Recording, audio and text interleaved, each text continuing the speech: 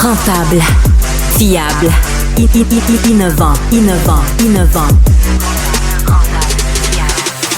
Avec eux, ça risque de fluctuer. Mais soyez rassurés, vous serez en croissance sur le marché. Francis Gosselin, Philippe Richard Bertrand. L'économie, c'est sérieux. Mais prends pas ça pour du cash. C'est une revue de l'actualité. Philippe Richard Bertrand, économique, financière, entrepreneuriale. Qu'est-ce qui a attiré ton attention cette semaine? La Technology Group Trump Media Group qui est partie La fameuse qui est partie en flèche à son départ. Les premiers jours, c'était extraordinaire. Là, le stock est parti de 30$ à 50$. Là, c'était une plus-value pour tout le monde. Oups, là, c'est moins le fun dernièrement, depuis qu'ils ont annoncé des pertes faramineuses.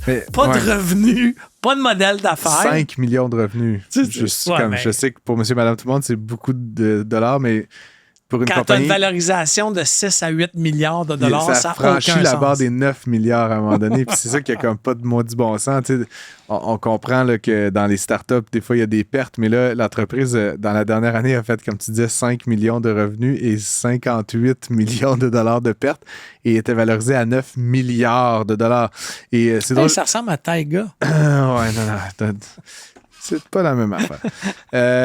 C'est drôle parce que j'en parlais avec Mario Dumont, plutôt à son émission cette semaine, Phil. Puis essentiellement, une des choses qu'il faut savoir, c'est que dans le domaine des médias sociaux, une des métriques en fait qu'on utilise, un des indicateurs qu'on utilise pour savoir si l'entreprise a un potentiel, c'est le nombre d'utilisateurs. Fait que souvent, beaucoup d'entreprises comme ça, que ce soit Twitter, même Facebook pendant ces premières années, perdaient énormément d'argent, mais parce que le nombre d'utilisateurs était... Puis aujourd'hui, Facebook, évidemment, c'est plus de 3 milliards d'utilisateurs et plusieurs milliards quotidiennement. La Trump Media Organization, qui est dans le fond l'entité derrière Truth Social, qui est le média social, a 277 000 utilisateurs.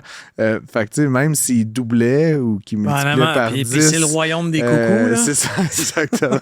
Fait que c'est quand même étonnant qu'ils perdent autant d'argent pour un aussi petit nombre d'utilisateurs. La bonne nouvelle, entre guillemets, ne serait-ce que pour les investisseurs et pour le marché, c'est que l'entreprise, lundi, suite aux divulgations des résultats, a perdu 25 % dans la journée, puis encore 5 % mercredi. Donc là, vraiment, on se rapproche d'une correction sévère. Puis tu sais, entre nous, Phil, pour de vrai, la valeur boursière mercredi est encore de 6,6 milliards de dollars, mais en toi puis moi, une business qui fait 5 millions de revenus et 58 millions de pertes, même si on valorise sa croissance future, ça vaut pas 1 milliard. Je serais pas surpris que ça perdre encore 90 % de sa valeur. La game de Donald Trump en ce moment, c'est de dire aux gens, vous voulez m'aider, achetez des actions. Pourquoi? Parce que Donald Trump détient 60% de l'actionnariat. Donc, il y a une gamique. Il y a une personne de CNN qui disait que c'est à se demander si on ne pourrait pas considérer ça comme des contributions politiques. C'est incroyable. Il y a eu une décision, toujours aux États-Unis, on va rester au sud de la frontière, une décision historique, Phil, qui m'a beaucoup attiré beaucoup mon attention. J'en ai même fait un article dans le Journal de Montréal le samedi dernier.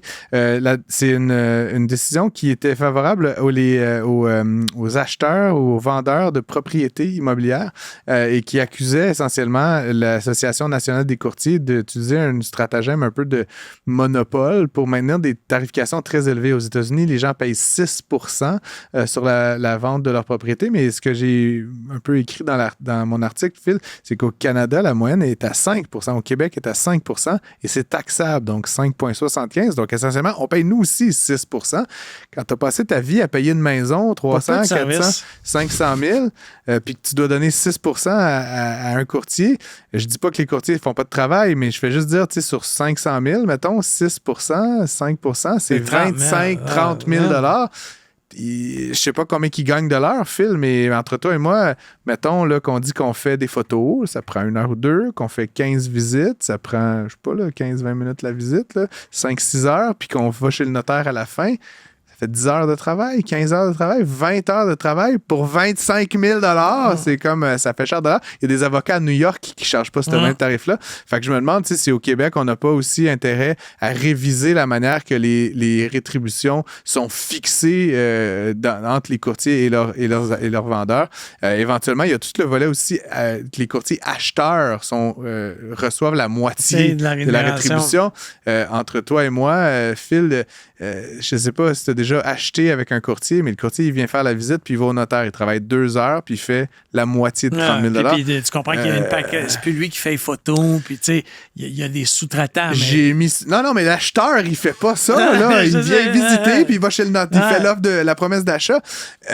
Plusieurs courtiers m'ont fait valoir que de temps en temps, le courtier sauve la transaction. Le courtier fait des pieds et des mains pour faire que les parties s'entendent, mais une fois de temps en temps. Pas la norme, là, puis encore une fois, pour l'avoir vécu plusieurs fois dans la vente et l'achat de maison, les courtiers travaillent quelques heures et font des rétributions qui n'ont pas de maudit bon sens.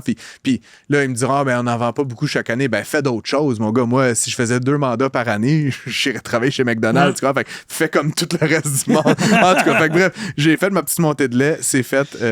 Continuons. Les ventes sont en baisse à la SAQ depuis maintenant 3 trimestres. Ouais. En as-tu parlé, toi? Oui, j'en ai parlé, mais en tout cas, mon point de vue à moi, c'est que, il y a une diminution de la consommation d'alcool. Tout ça grâce à du calcul, finalement. Don't go there, Francis. Non, aboard. Mais donc, il y a une diminution de la consommation d'alcool.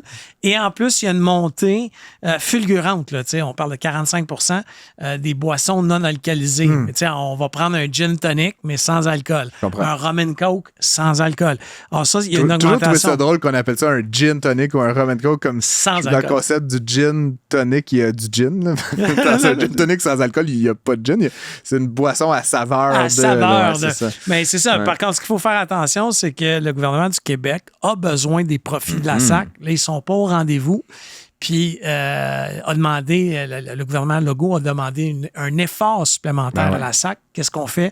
On augmente les tarifs. Parfait. Donc, il y a une augmentation des tarifs. L'an prochain, le déficit sera de 13 milliards, Philippe Richard-Bertrand. Il faut dire quand même, à la défense de la SAQ, je n'ai pas tous les chiffres comme toi, Phil, mais j'ai quand même l'impression que pendant la pandémie, beaucoup de gens ont accru leur consommation. Il y avait pas grand-chose à faire. C'était comme tous les jours est un samedi. Là, j'ai l'impression que ce qu'on vit, c'est comme le lent retour à la normale. Puis je sais pas si on était déjà revenu à la normale. Là, j'ai pas les chiffres de 2019, mais des fois, parce que j'entends souvent du monde qui dit « Ah, mais ça a super décru depuis 2 ans. » Je suis comme « Ouais, mais il y a 2 ans, le monde était très différent. Là, les vélos stationnaires, c'est en forte décroissance. » Je sais, mais les gens, pendant la pandémie, se sont mis à plus boire. C'est ça. Mais là, on est en train de diminuer à des seuils de pré-pandémie. En bas, c'est ça. En tout cas, je voulais juste nuancer que des fois, quand ça vit un pic à la hausse, c'est normal qu'il y ait un mouvement à la baisse. Mario Dumont, qui a écrit dans le Journal de Montréal, puis ça m'a beaucoup fait rire, mais c'était en lien avec plusieurs autres articles qui ont été publiés dans le Journal de Montréal et ailleurs, notamment de Raphaël Pirot. Là. C'est des employés de l'Agence du revenu du Canada. On en avait déjà parlé ensemble il y a longtemps, au compte-gouttes, 22, 18, 14, mais là, il y a comme une espèce de communication là, globale sur le nombre d'employés de l'Agence du revenu du Canada qui ont été congédiés parce qu'ils avaient fraudé l'Agence du revenu du Canada. Puis comme pour moi, le fil, c'est comme ça me jette à terre. Évidemment, Mario les appelle les gardiens de la voûte. Là. C'est comme si le gars qui avait les clés du coffre-fort de la banque, il allait piger dans le coffre-fort. Là. Moi, la question, puis tu sais, j'aimerais ça t'entendre là-dessus, mais quand on recrute du monde à la RC, là, je veux dire... Oui, mais il faut que tu fasses attention. La plupart des dossiers qui sont relatés dans les médias, c'est des employés qui ont volé la PCU. La PCU. Puis, si tu te rappelles, honnêtement, j'aurais pu obtenir de la PCU pour mon chien. T'sais, honnêtement, s'il y avait un numéro d'assurance sociale... Mais mettons que tu avais été le gars qui avait écrit les règles de cette patente-là, puis que par hasard ou par malheur, tu l'avais obtenu... Tu l'aurais redonné, là, tu comprends? Non, parce que moi, j'ai un cas dans ma famille puis je vais le dire, là, mais j'ai un cousin qui n'a pas demandé la PCU, qui a eu de la PCU, et à ce jour, il a ouvert un compte de banque à la banque, il a isolé l'argent il n'est pas capable de la retourner à l'Agence de revenus du Canada. Je vais lâcher l'ARC d'abord si tu me dis que c'est leur faute. Non, je fais juste dire ils ont quand même fait.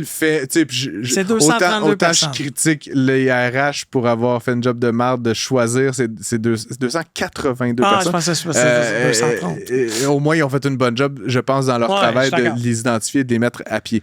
Quelques petites nouvelles en rafale, mais Nuvei, qui est une entreprise spécialisée dans le domaine des paiements, valorisation boursière dans les milliards de dollars, ça avait été annoncé il y a quelques semaines. Elle disait qu'elle était en pourparlers pour sortir de la bourse. C'est maintenant chose faite. Il y a un fonds d'investissement américain, Advent, qui a investi plus de 500 millions de dollars pour racheter les actions et qui va permettre donc à Nuvei de quitter la bourse. Ce qui est quand même un phénomène rare là, dans la trajectoire de croissance. Il y en a de plus en plus des entreprises. Lightspeed en parle. Ils en ont parlé. Puis il y en a un autre qui en parle. Je pense qu'il s'est fait chicaner, Lightspeed d'Axel Silva, parce que ça ressemblait à Elon Musk.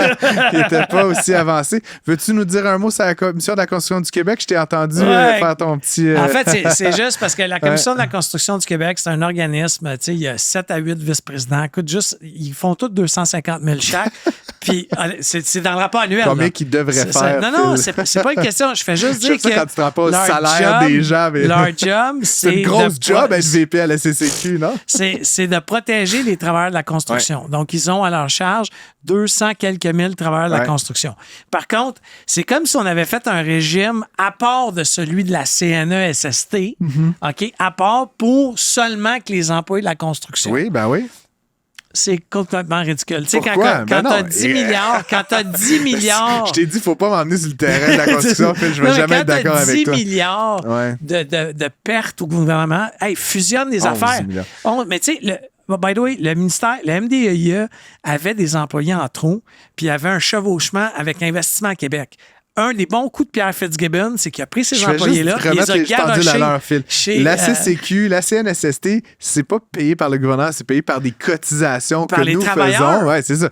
Et donc, mais après, va en parler aux travailleurs de la construction, comment ils sont fiers de la CCQ. Certains d'entre eux, oui. La CCQ offre de l'encadrement, la CCQ permet aux patrons de parler avec les syndicats, la CCQ offre de l'assurance. La CCQ gère... En fait, ce qui est particulier de la construction, puis on pourra avoir ce débat-là une autre fois, mais ils sont pas régis par la loi du travail québécoise, sont régis par une autre loi qui est spécifique, la loi R20. C'est pour ça qu'il y a une CCQ et pas une CNSST. C'est pour ça qu'il y a des conventions collectives. Mais au même titre que le bateau qui est rentré dans le pont Baltimore, OK, évoque une loi de 1850 dans le temps qu'il y avait des pirates. D'accord. OK, mais moi, je pense qu'il faut changer la loi sur la construction. Philippe Richard Bertrand, pirate contemporain. Mesdames et messieurs, c'était une revue d'actualité. À tout de suite. Un taux d'intérêt très élevé qui défie toute la concurrence du marché. Avec Francis Gosselin et Philippe Richard Bertrand. Prends pas ça pour du cash. C'est en train de devenir une des attractions, je sais pas, touristiques, mais en tout cas, une des choses intéressantes à faire, une des choses fascinantes à faire à Montréal. Je parle d'Oasis, qui est une installation permanente au Palais des Congrès, ici à Montréal, qui en est à sa 7e installation. On accueille le PDG et fondateur d'Oasis Immersion, Denis Lavigne. Bonjour, Denis. Bonjour. Ça va bien? Oui, ça va bien. Ouais, good. Dis-nous un petit peu, l'Oasis, en quelques mots. Tu nous disais là, que c'était donc, il y a un ancrage qui, lui, est permanent, mais vous faites varier le contenu. Comment ça fonctionne? Quel est un peu l'historique, la genèse là, de ce projet-là? Écoute, ça fait 5 ans qu'on travaille sur le projet. Okay. Le projet devait ouvrir à l'origine en fin mai 2020, a été retardé à cause des circonstances. Il n'y avait pas beaucoup d'immersion. Il y en avait un peu moins. Et donc, là, on vient de célébrer notre 3e anniversaire. On vient de lancer aussi notre 7e expo. Je dirais 7,5 parce qu'on a eu un projet spécial pendant la COP 15. Okay. Donc, Nature Vive, qui est notre... Une expo qui a été créée en collaboration avec National Geographic, avec les Nations Unies, la Fondation Suzuki, implication d'artistes québécois, mais aussi internationaux. Donc, très, très fiers de ce projet-là. Et donc, tu dis que ça fait 5 ans que vous y travaillez. Passe-nous un peu à travers la séquence. Là, comment ça fonctionne, produire un truc comme ça, créer l'immersion elle-même, les images, le son. C'est quand même beaucoup de fils à attacher, j'imagine. On ne fait pas ça sur le coin d'une table là, en quelques minutes. Il y a vraiment beaucoup fil à attacher, beaucoup de gens à coordonner aussi, parce qu'on fait appel à toutes sortes d'expertises, que ce soit en motion design, en composition audio, des pilotes de drones. Je veux dire, chaque expo peut impliquer entre 50 et 100 personnes qui jouent différents rôles. Puis, pour moi, personnellement, c'est comme un peu un cheminement naturel parce que j'ai eu une agence pendant une quinzaine d'années où on produisait des installations multimédia pour des marques, pour des musées, pour des clubs sportifs, des resorts, toutes sortes de trucs. Et puis, j'ai vendu l'agence à un fabricant de technologie de projection. Puis éventuellement, après un certain temps, j'avais le goût de passer à autre chose. Puis l'opportunité s'est présentée en fait, ce projet-là a commencé par un site auquel j'ai été exposé. Puis j'ai dit, il y a quelque chose à faire ici. Puis les choses se sont enchaînées. Puis on est situé au Palais des Congrès. Puis, êtes-vous toujours situé au Palais des Congrès? Dans le sens où il y a une installation permanence, permanence. Oui, on a investi dans la mise en place du setup, puis on a signé un bail à long terme. Puis pour nous, c'était comme le point d'ancrage. Puis on avait en tête qu'éventuellement, ce concept-là allait pouvoir s'exporter, puis faire des petits ailleurs. C'est sûr que c'est un bel endroit avec les festivals, les congrès, les congressistes, les festivaliers, le monde qui passe au Palais des Congrès de Montréal. C'est vraiment un beau site. Accès direct au métro, tout ça. Je veux dire, d'un point de vue real estate, location. c'est pas mal. Et donc, dis-nous, pour les gens qui à la maison qui ont pas eu la chance de visiter encore Oasis, qu'est-ce qu'on y fait? L'immersion, quelle forme est-ce que ça prend exactement?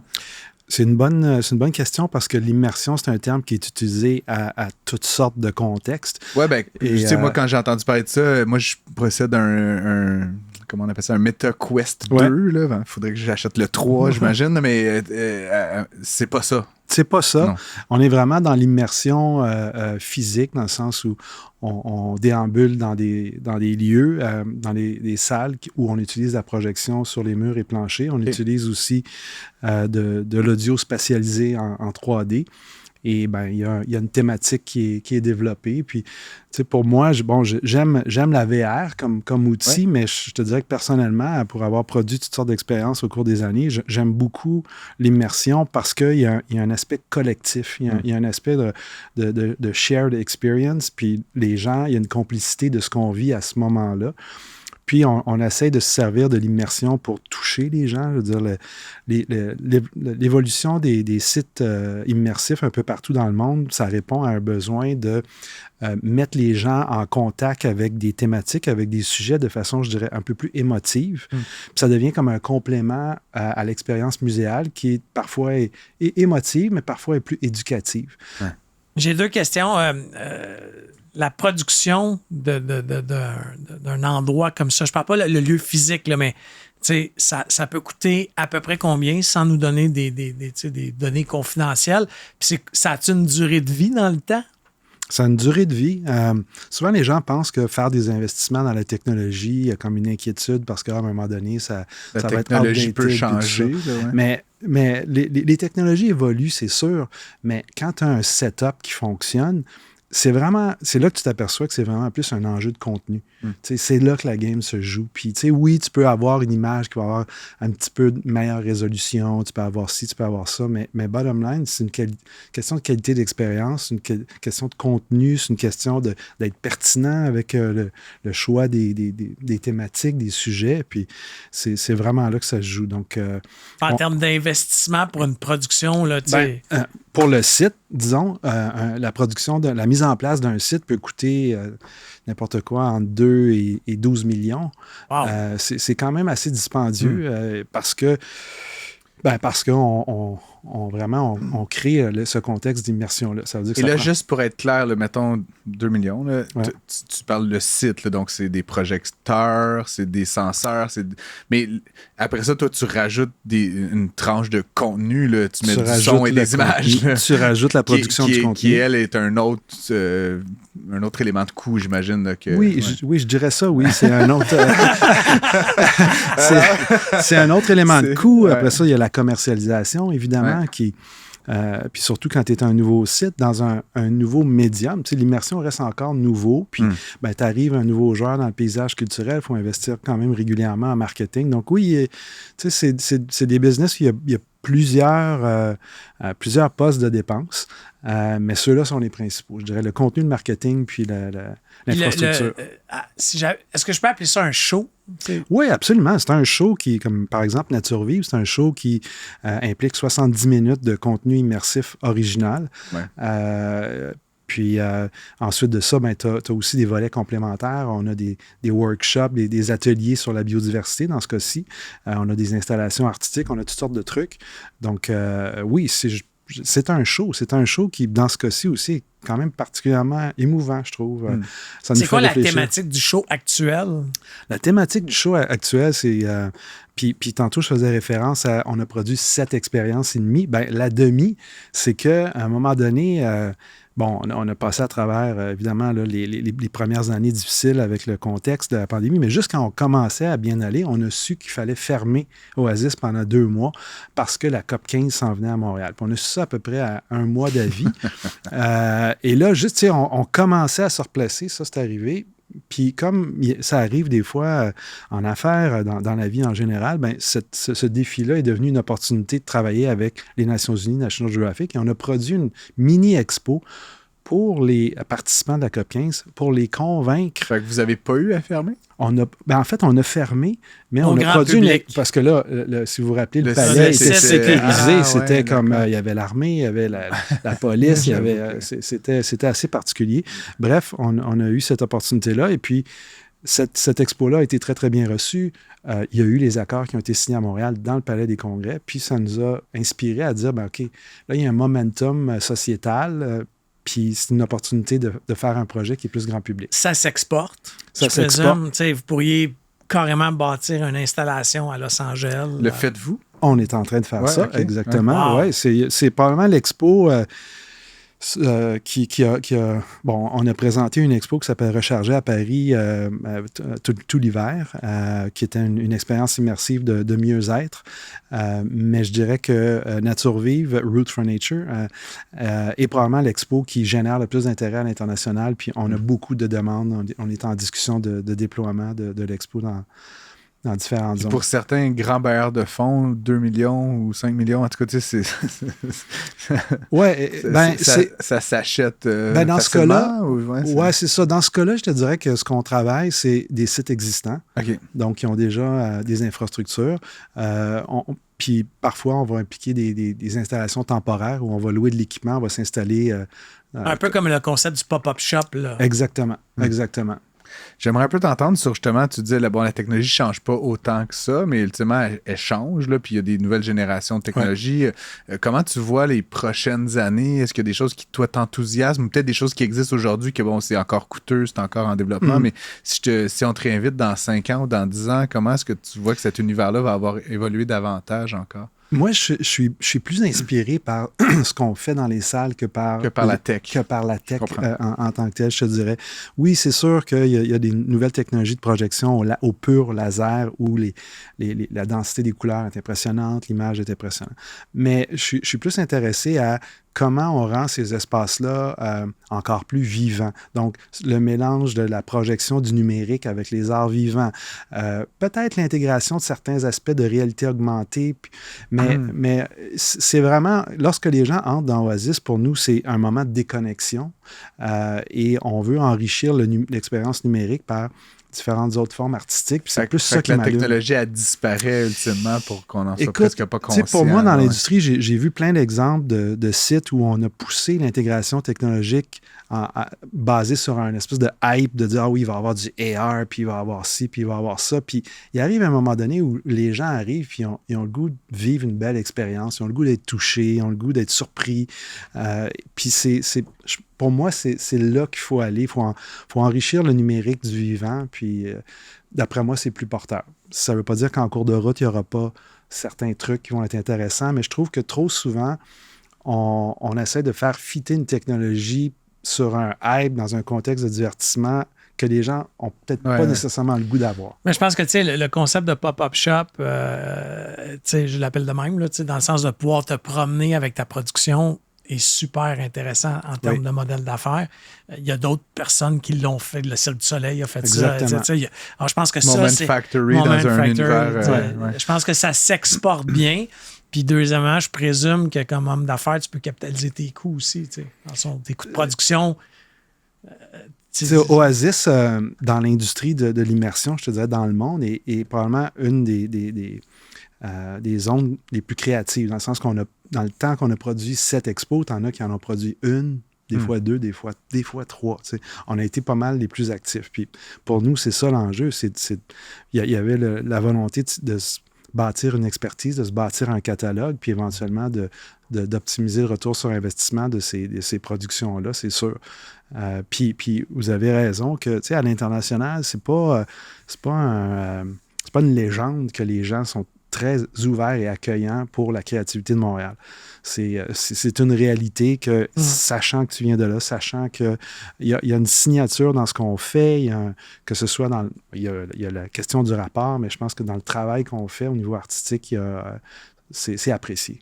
Fait qu'une fois que tu vas avoir fait ta 28e exposition dans l'espace au Palais des Congrès, exporter le truc dans 42 pays dans l'espace. J'arrive avec une question, what's next un peu pour toi? Est-ce que c'est de continuer à faire ce que vous faites déjà? Est-ce que tu as d'autres ambitions pour l'entreprise, pour le concept? Comment tu vois quels univers tu as envie d'explorer à l'avenir? Ben, de faire, l'industrie de l'immersion est encore au début, fait qu'il y a beaucoup de chemin à faire, puis pour nous, c'est de faire rayonner le talent québécois à l'international. Ma grosse mission là, pour les 3 à 5 prochaines années, c'est vraiment ça, c'est le rayonnement international, puis mon rêve, c'est que Oasis devienne comme une espèce d'autobus, un peu comme le cirque a été, où on embarque une gang de créateurs québécois, puis on s'en va faire le tour du monde. Coins de la planète. C'est réellement mon rêve. Puis... Est-ce que c'est toujours... Je suis un peu déconnecté peut-être de ça, mais à une époque, on sentait le cirque, Moment, Félix et Paul. Puis c'est pas... ils sont encore tous ces gens-là. Puis bon, mais j'ai l'impression que c'est moins le... Il y a une époque où j'ai l'impression qu'on en parlait tous les jours, là, que c'était comme le gros hype. J'ai l'impression que... Je sais pas si les Québécois, ils se sont sont habitués à cette excellence, là, mais j'ai l'impression que c'est moins comme wow, aujourd'hui, puis je veux pas encore une fois vraiment rabaisser ces gens-là. Est-ce que Montréal est encore perçu, puis est encore, effervescente sur ces on ces sent beaucoup, angles-là? Oasis accueille depuis 3 ans un événement qui s'appelle Hub Montréal, qui est le marché de la créativité numérique internationale. Puis les gens nous le disent à chaque année. Puis je dirais que plein d'initiatives, que ce soit appui gouvernemental, que ce soit des événements comme Hub, comme C2, viennent enrichir ce brand-là. Puis Félix et Paul, Moment Factory, font du travail incroyable. Ça va super bien dans leur développement à l'international. J'ai beaucoup de respect pour ce qu'ils font. Puis il y a d'autres boîtes aussi qui font leur marque sous différentes formes. Puis ça fait juste nourrir un peu la réputation qu'on a à l'international, puis aussi la volonté des partenaires, des producteurs, parce que c'est un élément important, ça. Quand tu fais affaire à l'international, tu as besoin de cette espèce de lien de confiance-là. Puis quand tu as le track record du cirque, de Moment, il y a un lien de confiance qui s'établit beaucoup plus rapidement, puis ça crée des opportunités. Denis Lavigne, président et cofondateur d'Oasis Immersion. Où est-ce qu'on voit au Palais des Congrès? Donc, Palais des Congrès. 24/7, non? On est Fais-nous ouvert. ton petit pitch de fin. Mon petit pitch de fin, c'est qu'on a présentement 2 expos à l'affiche. Une qui s'appelle Nature Vive, donc qui est une expérience extrêmement touchante sur la biodiversité. On a Rêver l'Asie, qui est un voyage dans le patrimoine culturel chinois et japonais. Et ces expos-là vont... Je pense qu'on va y aller.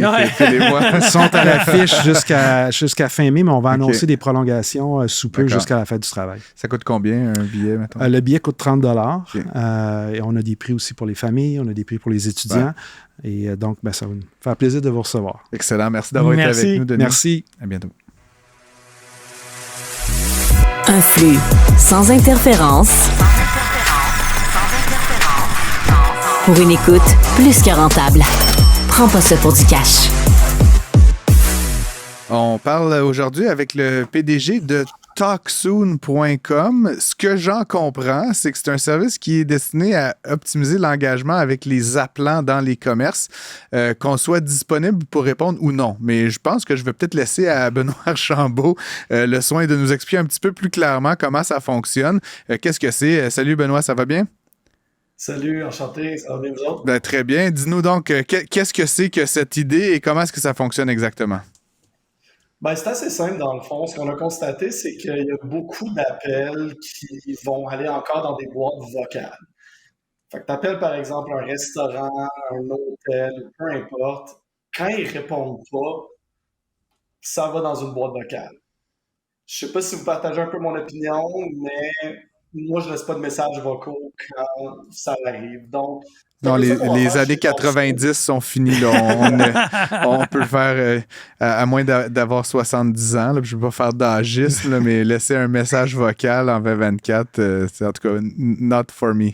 Mais donc, on fait quoi à ce moment-là, Benoît? Ben, dans le fond, nous, de notre côté, on va venir prendre ces appels-là, on va venir remplacer la boîte vocale. Donc, pour le commerçant, pas besoin de changer de fournisseur téléphonique. Tout ce qu'il va faire, c'est qu'il va nous rediriger les appels quand il répond pas.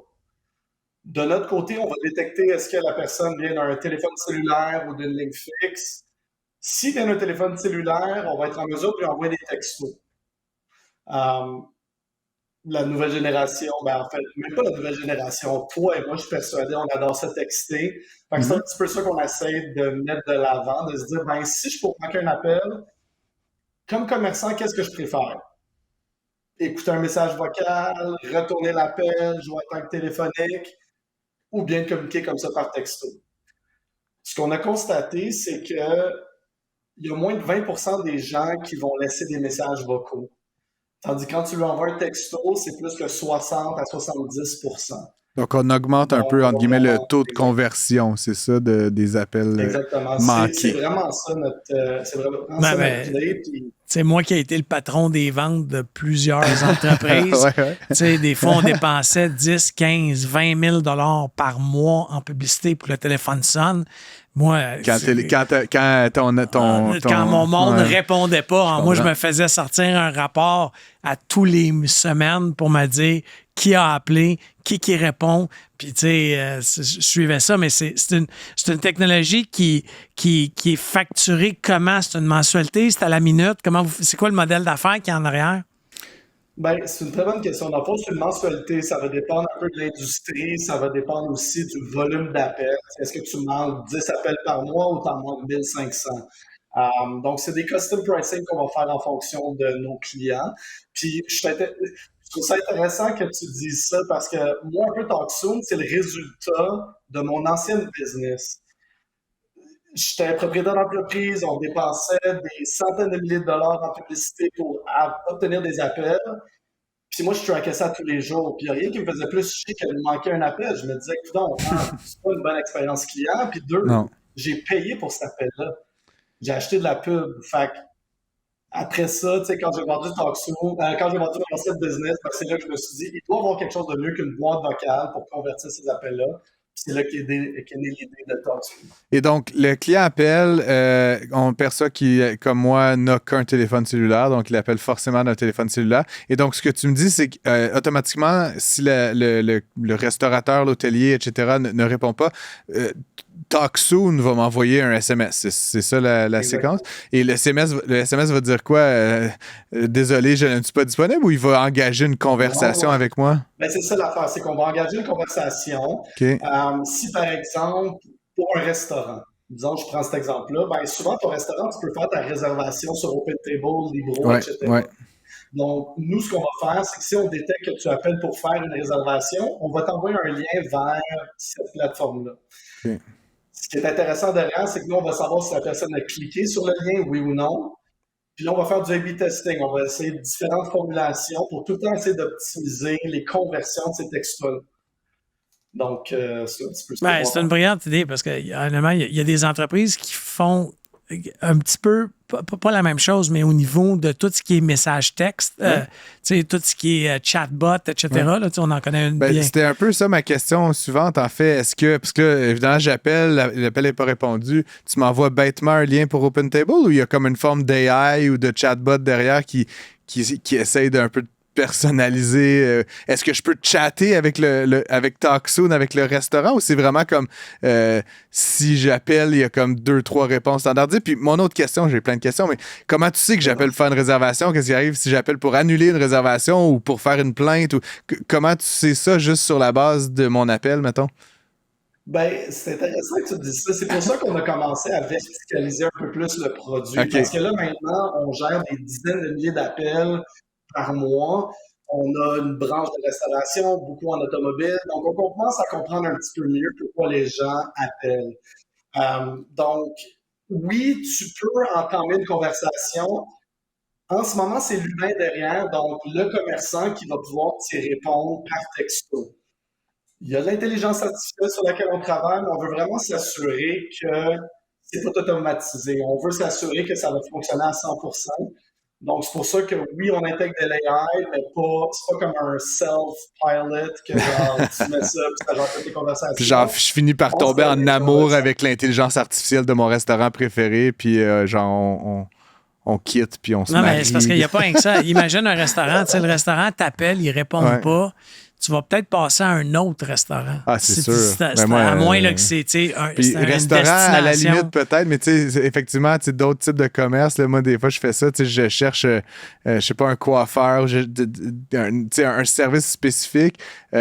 Je vais appeler au premier, s'il me répond pas, je vais appeler au deuxième. C'est ça. Puis surtout, ces gens-là, ces commerces-là, ils investissent pour que tu appelles. Comme je te dis, c'est mon vieux réflexe de VP des ventes. J'ai fait ça récemment pour un vétérinaire. Tu sais, mon chien avait un abcès dans la bouche, puis je voulais juste comme voir un vet. Fait que j'ai appelé un, ils m'ont mis en attente. Je suis comme, non, moi, j'attends pas. Fait que là, j'ai appelé un autre, puis un autre. Finalement, il n'y en avait aucun qui avait de la disponibilité, mais tu sais, fait que je suis revenu au premier. Mais c'est vrai que, tu sais, dans une logique comme celle-là, il y a éventuellement une perte. J'aimerais un peu t'entendre, Benoît, parce que donc que tu nous racontes un peu, tu disais, tu avais une entreprise, il y avait cette frustration-là, ça t'a donné l'idée de TalkSoon. Parle-nous de TalkSoon, ça fait combien de temps que tu as développé ça? Ça a pris combien de temps à développer? De la business, c'est juste toi? Y a-tu des employés? Parle-nous un peu là, de TalkSoon Inc., là, la portion vraiment affaires de tout ça. Sounds good. Ben écoute, l'idée est venue il y a 2 ans dans le fond. En fait, c'était une idée. Fait que j'ai bâti un prototype environ 1 mois et demi. T'es un développeur, toi, Benoît? Non, dans le fond, en fait, j'avais un développeur qui m'aidait là-dedans. Je te charrie un peu. Fait que, dans le fond, ce que j'ai fait, c'est que, tu sais, moi, je savais pas si ça allait marcher. Fait que j'ai vraiment fait un prototype rapidement, puis je suis allé voir des entreprises, différents secteurs, pour leur dire, ben, tu sais, ça te tente-tu de l'essayer? On l'a essayé, on a regardé le data, puis là, par la suite, c'est quand je suis arrivé voir toutes ces entreprises-là, puis là, je leur ai dit, ben là, es-tu prêt à payer pour ça? Parce que la réalité, c'est que quand j'ai fait mon pilote, c'était gratuit. Fait que, tu sais, c'est bien beau que ça marche, mais t'as pas de business tant qu'il y a personne qui est prêt à payer pour ça. Puis c'est là que, quand je suis allé faire ces appels-là, j'ai réalisé, oh, OK, il y a une valeur pour ça, puis les gens sont prêts à payer. Puis, tu demandes à tous ces commerçants combien d'appels tu manques dans un mois, puis il n'y en a pas un qui est capable de me répondre. Ben non. Fait que je pense que moi puis ton collègue qui traquait ça de manière hebdomadaire, tu sais, on était peut-être un peu avancé, mais maintenant, on leur donne toute la visibilité. Combien d'appels t'as manqué, les heures d'ouverture, fermeture, tout ça, qu'est-ce qui s'est passé? Fait que c'est pas juste envoyer un texto, c'est vraiment toutes les insights qu'on est capable d'aller chercher puis comment on va modifier notre gestion des appels en fonction de ça. Je voyais sur le site de TalkSoon, donc TalkSoon.com, certains de tes clients, là, ou tu les appelles les utilisateurs bêta. Je serais un peu intéressé que tu nous expliques comment tu convainc justement ces entreprises-là de te faire confiance, de s'abonner ou est-ce qu'ils sont abonnés? Est-ce que tu as réussi à les fidéliser? Là? Je voyais Germain Hôtel, Bardagie, groupe immobilier là, à Montréal, groupe L'Allier dans le domaine de l'automobile. C'est quoi un peu le processus de vente? Faut-tu que tu te déplaces? C'est-tu des gens qui t'appellent parce qu'ils ont entendu parler de toi via Prends pas ça pour du cash, par exemple, ce soir à l'émission? c'est quoi ton processus de vente? Parce qu'on parle des processus de vente des autres, mais je serais intrigué d'en savoir un peu plus sur le tien. Ben écoute, tu sais, c'est sûr que premièrement, le site n'est pas super à jour. On est en train de travailler sur une nouvelle version, donc il y a beaucoup de clients. On est rendu à plus que 100 clients qui font affaire avec nous autres. Donc c'est vraiment pas à jour. La réalité, c'est que ces gens-là, je les ai tous approchés vraiment comme soit par amis interposés, puis comme je te dis, tu sais, j'ai une idée, ça te tente-tu de l'essayer? Je te charge pas. Fait que, tu sais, c'est un sales pitch qui coûte pas grand-chose. Puis après, ben là, si ça marche, tu prêt à payer pour ça.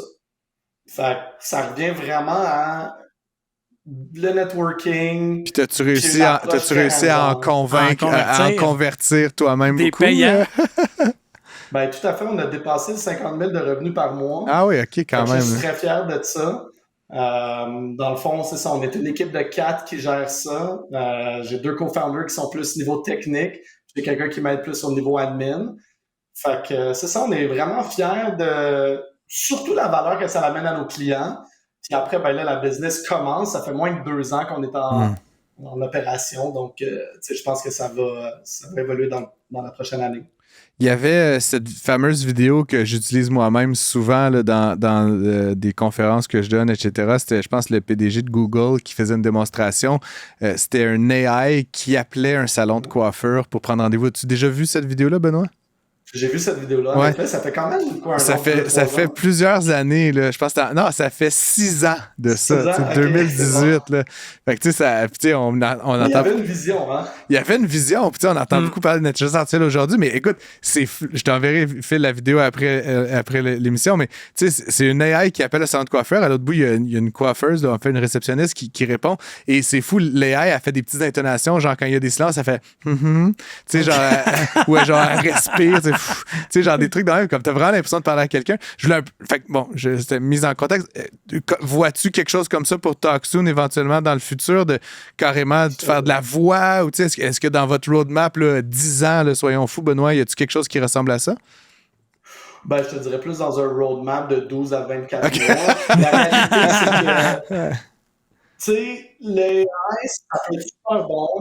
Un de nos co-founders, c'est celui qui a fait toute l'AI dans le système de Desjardins. Fait que tu sais, comme quand même de l'expérience. Puis ce qu'on peut voir, c'est que dans la voix, il y a quand même des choses qui sont difficiles à comprendre. Donc, par exemple, l'accent québécois versus le bruit de fond.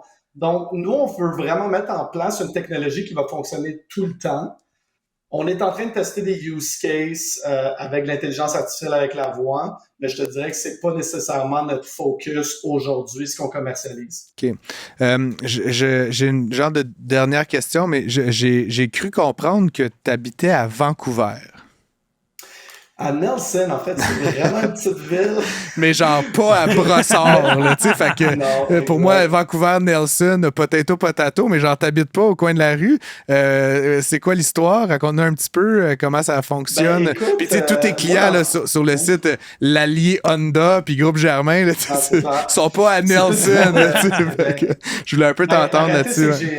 J'ai habité toute ma vie à Montréal. J'ai parti ma dernière business à Montréal pendant 14 ans. Puis moi, je suis un passionné de snowboard, je suis un passionné du plein air. J'ai mis ça de côté pendant trop longtemps dans ma vie. En 2020, j'ai eu l'opportunité de vendre Succès scolaire. J'ai dit à mes enfants, ma femme, on va prendre un petit break, je vais aller faire du snowboard pendant 6 mois, on va aller au BC.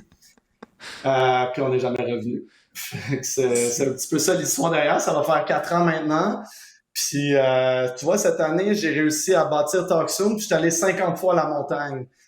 Donc, pour moi, c'est vraiment un bel accomplissement. Il y a plus dur que ça dans la vie. Il y a plus dur que ça dans la vie. En tout cas, l'entreprise s'appelle TalkSoon.com. Elle permet un peu de révolutionner la façon que les appels entrants sont reçus, surtout quand on n'est pas en mesure d'y répondre. On peut voir le site web TalkSoon.com qui, comme tu le disais, Benoît, elle est en révision, le site web. Mais en tout cas, c'est ça qui arrive dans les compagnies à forte croissance. C'est ça, Philippe. Tu connais tout ça très bien, évidemment. Merci d'avoir été avec nous, Benoît, puis la meilleure des chances pour la suite. Merci pour l'opportunité. Merci. Francis Gosselin, Philippe Richard Bertrand. Le seul duo qui vous redonne vraiment la monnaie de votre pièce. C'est une histoire, Phil, je te l'ai envoyé cette semaine. Tu m'as dit, je me rappelle plus, abracadabrante. Est-ce que c'était le mot que je... En tout cas, c'est peut-être pas ton... Quelle histoire de fou son affaire. Je viens de retrouver la citation. Ça a été dans les médias, dans la presse surtout, mais un peu partout également. On est avec Nicolas Ray, qui est PDG de MREX. On l'a déjà accueilli à l'émission. C'est un investisseur immobilier, un visionnaire, un gars de la région de Sherbrooke, qui a été ultimement un peu une victime victime, là, puis je veux pas, Nicolas est certainement pas une victime dans la vie, mais de tout ça.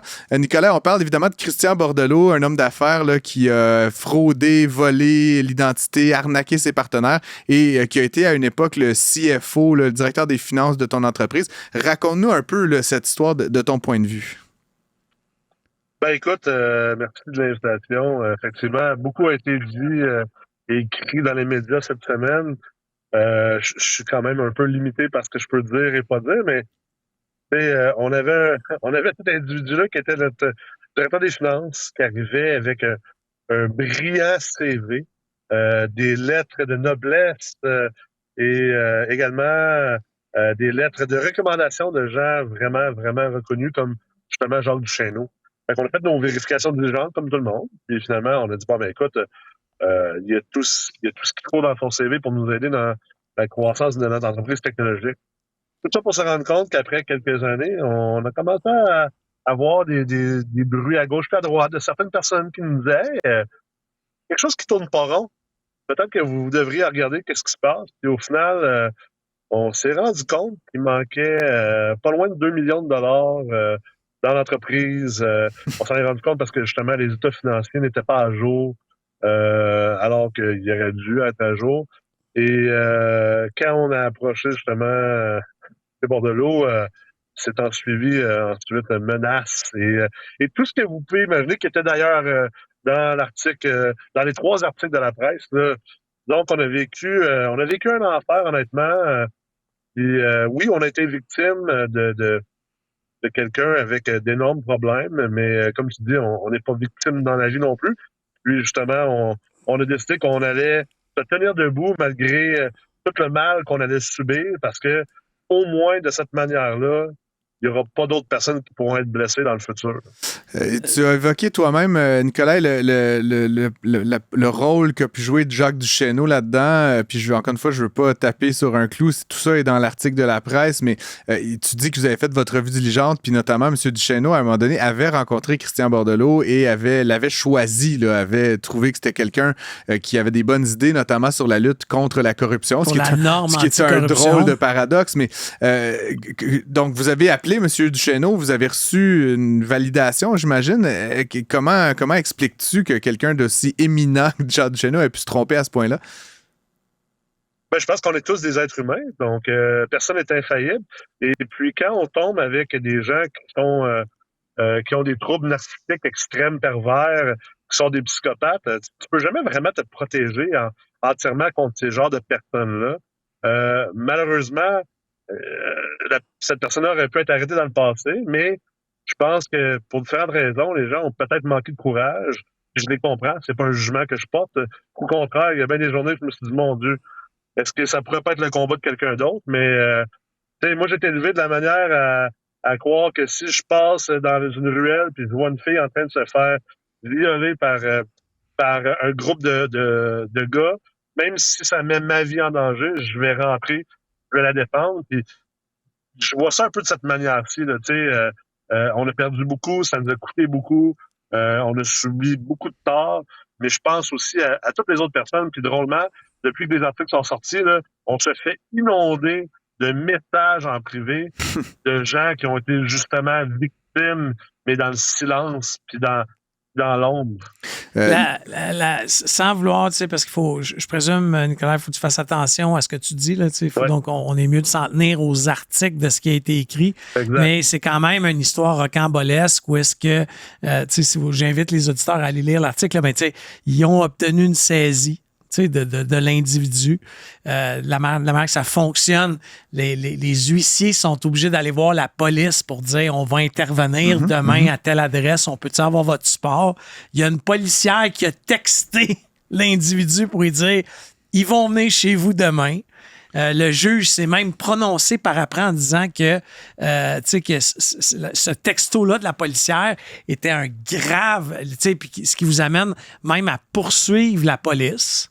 C'est un dossier, honnêtement, là, quand j'ai commencé à lire ça à la suggestion de Francis, j'ai dit hey, c'est rocambolesque. Là, on pourrait faire carrément un film avec ça. J'ai l'impression d'avoir vécu dans un Twilight Zone. C'est épouvantable.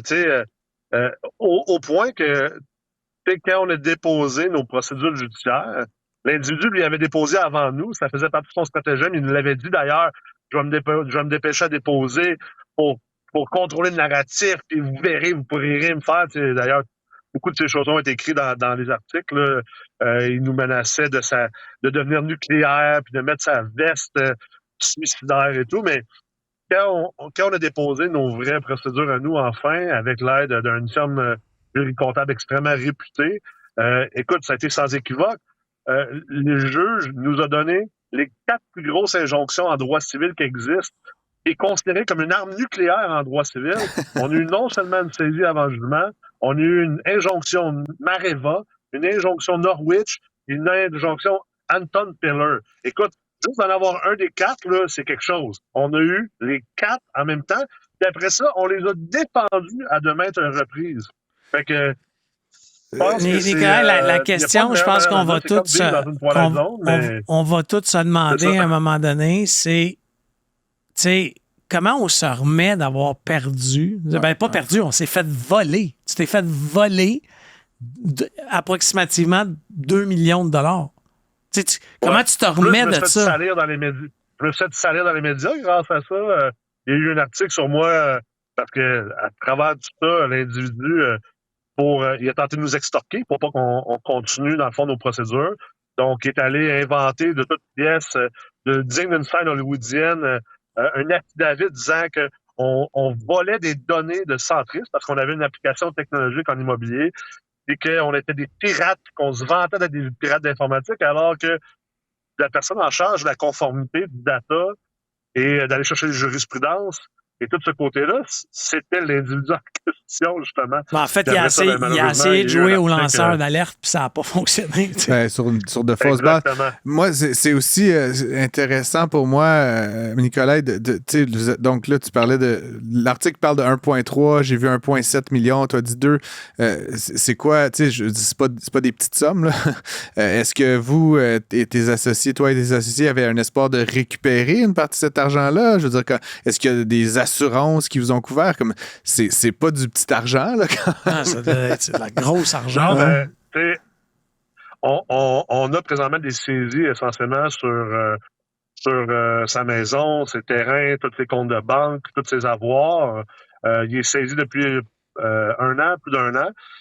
C'est sûr que ce qui est saisi n'a pas la même valeur que ce qui a été essentiellement pris, ce qui manque, sans compter les frais légaux et juridiques qui sont faramineux. Fait que il y a ça de ce bord-là, on ne pense pas récupérer tout. On poursuit la police également pour la faute grave qu'il y a eu ou peu importe ce que c'est. On en regarde aussi pour poursuivre le barreau, l'assurance du barreau, parce que l'individu avait été nous chercher des jurisprudences avec d'ailleurs un de ses amis qui était avocat. Donc je pense pas qu'on va récupérer, mais une chose qui est importante pour moi aujourd'hui, c'est qu'il y ait justice et qu'il n'y ait pas d'autres victimes de cet individu-là dans le futur. Je pense qu'il y en a eu assez à date. Moi, j'ai vérifié avec un corps policier aujourd'hui, juste pour voir, c'est-tu d'ordre naturel que quand tu fais une saisie le lendemain avec des huissiers, que les policiers avertissent le plaignant. Merci, Phil, de nous renseigner. Non, mais peut-être, Francis, peut-être, parce que, tu sais, l'article, c'était pas clair, mais ils m'ont dit, pas du tout, Philippe, d'aucune façon. Tu regardes pas assez de films de mafia, Phil, mais c'est certain que c'est pas permis. Moi, peut-être une petite dernière, Nicolas, mais, tu sais, je sais que t'es un gars méga occupé. On a eu l'occasion de jaser à l'émission, puis offline aussi, de tout ce que tu fais pour la région de Sherbrooke, ailleurs au Québec. T'as 1001 projets. Tu sais, je voulais un peu te poser la question, parce que, tu sais, je sais que cette histoire-là t'a beaucoup affecté, t'as parlé de ta réputation. Là, en ce moment, c'est dans les médias cette semaine, tu fais des entrevues comme ça. Mais, à un moment donné, est-ce que ça te défocus? J'aimerais un peu t'entendre sur comme à un moment donné, est-ce que tu vas fermer le livre puis revenir au Nicolas, pedal to the metal de l'entrepreneuriat immobilier québécois? Comment tu vois ça? Là? Quelle place ça occupe dans ta tête puis dans ton cœur? Ouais, c'est sûr que ça défocus. Ça a été une perte incroyable de temps, d'énergie, d'argent, de ressources humaines. Ça a affecté toutes mes entreprises, tous mes employés, ma famille, toutes mes connaissances. Fait que oui, Mais tu sais, de l'autre côté, j'ai pas arrêté. J'ai pas arrêté de bâtir des entreprises, de développer des entreprises. On travaille sur le train en Estrie. On travaille à revitaliser le centre-ville de Sherbrooke. MREX continue de travailler à former le plus d'investisseurs possible pour aider à régler la crise du logement. Tu sais, comment on fait une journée à la fois, puis à chaque journée que tu es plus capable, tu es tanné, tu te dis, regarde, je vais lâcher demain, je vais procrastiner de lâcher, je vais continuer encore jusqu'à aujourd'hui, puis je vais me concentrer sur les prochains pas que j'ai à prendre au lieu de regarder la montagne vraiment que j'ai à monter.